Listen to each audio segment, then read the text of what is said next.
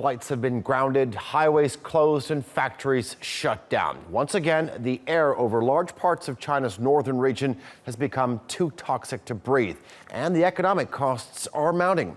Our Azhar Sukri has this report. For millions of people in Beijing, putting on a face mask before heading outdoors has become part of their routine. The government has raised its air pollution warning to its highest level, issuing a red alert.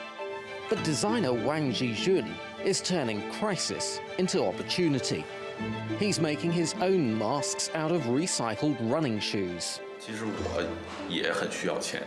Actually, I really do need the money. I'd like to sell these things, but that's not my intention when I first started doing this. It was more about getting people's attention. But for many others, the smog is just devastating.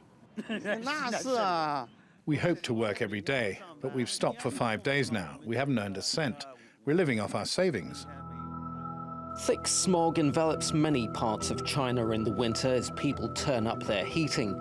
This year, a group of lawyers filed a lawsuit against the government for failing to prevent the haze crippling the cities of Beijing and Tianjin, as well as Hebei province.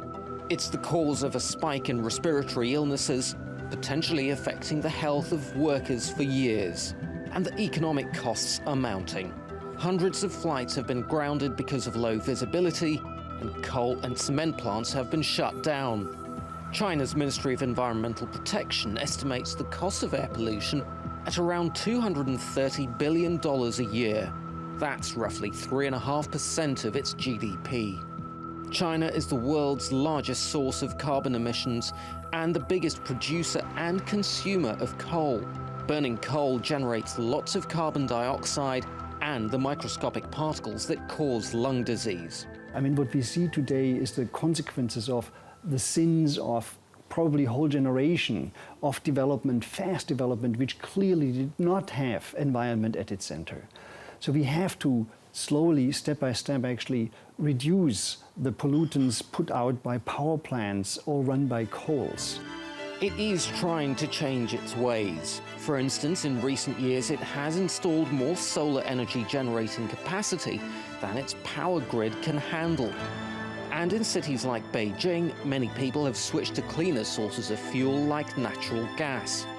But millions of people are growing impatient. They say their health and livelihoods depend on a better response by the government. Azhar Sukri, TRT World.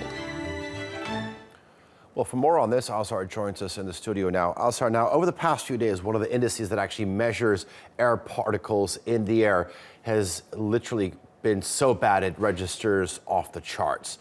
How did China's pollution problem get so bad? It really is bad, according to one estimate. Something like 350 to 500,000 people die prematurely each year from air pollution. So it is a chronic problem. In answer to your question, you have to wind the clock back to about 1977, really, when Deng Xiaoping took over. He inherited a country that was on its knees. Millions of people had died under Mao Zedong. His solution was to industrialize the country. He had to do it very quickly. Over the following several decades, southern China became the industrial hotbed of the world. And environmental concerns really took a back seat. In fact, they didn't really factor in the wider economic plan. Now, though, you've got a situation, as I said there in the package, that it's actually eating away at China's growth. So now the government actually is getting very serious about doing something about this. So you have a country that relies heavily on burning coal, but ironically, the country is also a world leader in renewable energy. Then how do you explain the fact that there is such a big problem still? It is, on the surface of it, a real conundrum, because you're right. Apparently, China produces, and get this, 1 wind turbine every 2 hours. That's double the rate that the US does. Right now, a lot of renewable energy is coming on stream in China. It's rivaling coal. And the problem actually is not so much the generating capacity, it's how it's distributed. Its grid, the power grid, is aging, it's falling apart at the seams.